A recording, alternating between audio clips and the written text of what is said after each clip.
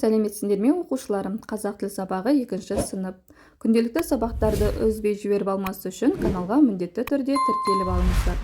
78-ші сабағымыздың тақырыбы жұрнақ пен жалғау деп аталады.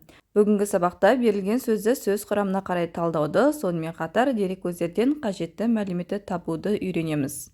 57-ші жаттығуда мәтін берілген, мәтінді түсініп оқы дейді. Қажымұқан Мұңайтпасов қазақтың атақты палуаны. Ол әлемнің бірнеше дүркін жеңімпазы.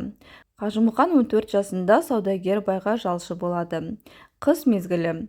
Бірде бай оны ат шанамен шөп алып кел деп жұмсайды. Қайтар жолда қар қалың болып, ат шананы тарта алмай зорығып өледі. Қажымұқан шананы атымен бірге өзі сүйреп алып келеді. Бұл мәтін қазақтың 5 алыбы кітабынан алынған болатын. Енді осы мәтінге қатысты тапсырмаларға назар аударамыз.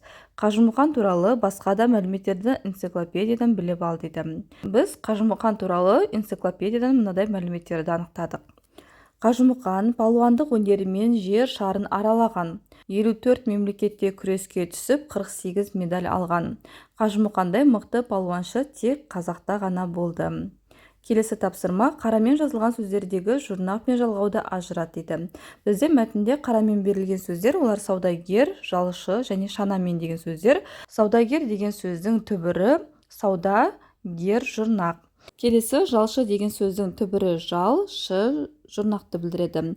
Ал шанамен деген сөзде шана түбірі мен жалғауды білдіреді. Бұл жерде жұрнақ пен жалғауды біз өткен тақырыптарда өттіге. Сөз мағынасын өзгертетін қосымшаны біз жұрнақ деп айтамыз. Ал жалғау дегеніміз ол сөзбен сөзді байланыстыратын қосымшаны жалғау деп айтамыз. Келесі 58-ші жаттығуда сөйлемдерді көшіріп жаз дейді. Қажымұқан қазақтың атақты палуаны. Ол әлемнің бірнеше дүркін жеңімпазы. Енді төмендегі тапсырмаға назар аударамыз. Әр сөйлемдегі қарамен жазылған сөздерді сөз құрамына қарай талда дейді. Бізде сөйлемде қарамен жазылған сөздер ол палуаны және жеңімпазы деген сөздер. Осы сөздерді сөз құрамына қарай талдайтын боламыз. Палуаны деген сөзде түбірі палуан, жалғауды білдіреді. Себебі бұл жерде сөзге сөзді байланыстырып тұрған қосымшаны жалғау деп айтамыз. Келесі жеңімпазы. Жеңімпазы деген сөзде түбірі жең, бұл жалғауды білдіреді, паз жұрнақты білдіреді, жалғауды білдіреді. Осылай сөз құрамына қарай талдап көрсетеміз. 59-ші жаттығуда өлең берілген, өлеңді жатқа жаз дейді. Палуан-ау палуан, әдіскерсің алуан, жекпе-жекке шығасың, қайсың бұрын жығасың. Авторы Тұрысбек Еділбаев. Енді төмендегі тапсырмаға назар аударамыз. Қарамен жазылған сөзді сөз құрамына қарай талда дейді. Бізде өлеңде қарамен жазылған сөз ол әдіскерсің деген сөз. Әдіскерсің деген сөздің түбірі әдіс, оны домалақ белгісімен белгілейміз. Келесі кер деген бұл жұрнақты білдіреді, бұны осы белгімен белгілейміз. Ал сың дегеніміз бұл жалғауды білдіреді, ол жалғаудың белгісімен белгілейміз.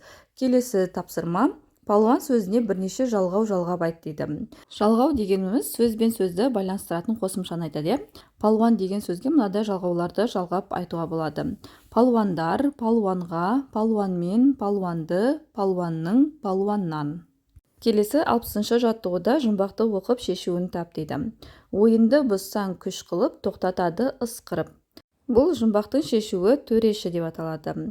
Себебі төреші ойын алаңында ысқырып, егерде ойынның шартын бұзсаң, онда ысқырып ойынды тоқтатады. Сондықтан бұның жауабы төреші. Енді шешуіндегі сөздің қосымшасы жұрнақ па әлде жалғау ма дейді. Шешуінде төреші деген сөз шықты.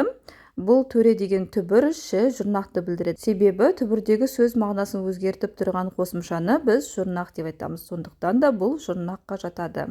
Шығармашылық үзіліс. 61-ші жаттығуда тәжірибе жаса дейді. Кітап сөзіне пен, хана қосымшаларын жалғап көр, қай сөздің мағынасы өзгерді, неліктен деп ойлайсың. Бірінші кітаппен деген сөздің түбірі кітап, пен деген бұл жалғауды білдіреді. Яғни сөзбен сөзді байланыстыратын қосымшаны жалғау деп атамыз. Келесі кітапхана деген сөздің түбірі кітап, хана бұл жұрнақты білдіреді. Бұл жерде сөздің мағынасы өзгеріп тұр, себебі кітап деген сөзге хана жұрнағын қосқан кезде сөздің мағынасы басқа мағынаны білдіріп тұр. Себебі кітап дегеніміз бұл кәдімгі кітап, ал кітаптар сақталатын ғимаратты кітапхана деп айтамыз. Сондықтан да бұл жерде сөздің мағынасы өзгеріп тұр. Енді зерттеу барысында түбір сөзге жұрнақ жалғанса, сөз мағынасы өзгеретініне көзіңді жеткіздің дейді. Түбір сөзге жалғанған жалғау сөз бен сөзді байланыстыратынын тәжірибе арқылы байқадың.